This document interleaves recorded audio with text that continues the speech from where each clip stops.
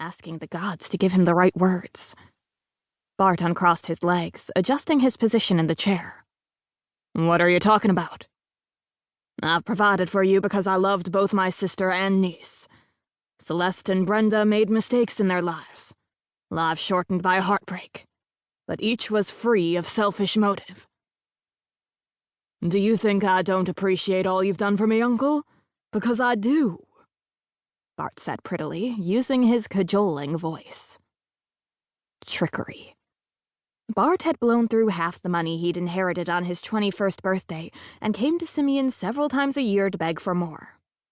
His handsome great-nephew always brought presents, like the fine velvet pajamas or Victorian erotic art he knew his uncle treasured. He also exploited his uncle's loneliness by reminiscing about old times. Times where laughter echoed through the halls of Laurel Woods, though the boy was incredibly selfish and dissolute. He was hypodermically sharp. "I care about you, Bart, and that's the reason I'm changing my will." "Oh." Bart straightened, his eyebrows lifting. What?" He paused, as if unsure what position he should take. Buttoning his mouth, he elected to wait.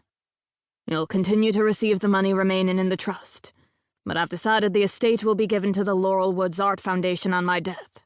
I want the good work we're doing for artists and the community in general to continue after I'm gone." Bart's eyebrows lowered. "You're joking." "Not a joke. I firmly believe you'll never change, never grow up, as long as I continue to feed you money. You have 2 legs. It's time you learn to stand upon them." At that moment, his nephew did.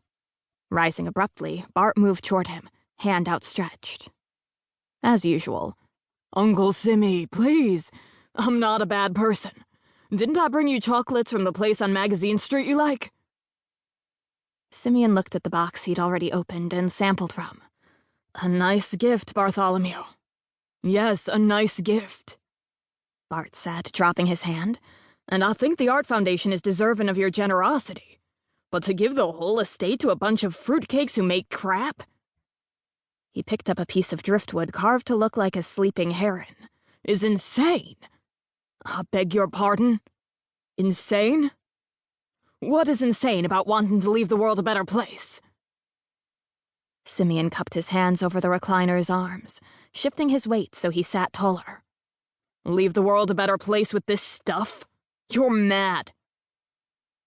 Simeon chose to ignore that remark. Keep to the course. "I have an appointment with Remy Broussard tomorrow to make the changes. My mind is made up, but I thought it best to tell you in person. You deserve to know what to expect upon my death." Bart turned. "I can't believe you would do this to me. I am your own blood, the child of the niece who cared for you when no one else would. I'm a Harvey. You can't do this. You just can't." "Of course I can. The estate belongs to me. The money you inherited from your mother was gambled away at the track. You think I don't realize why your hand is stretched out so often? You think I don't know about the people you owe money to?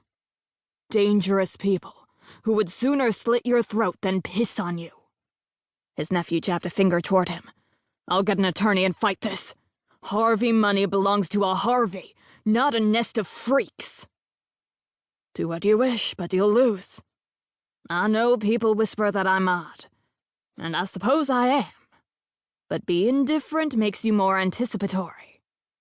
Think I'd leave any avenue open for you and some half-assed attorney? No, Bartholomew. I may wear silk underwear and eat macaroons, but my balls are steel."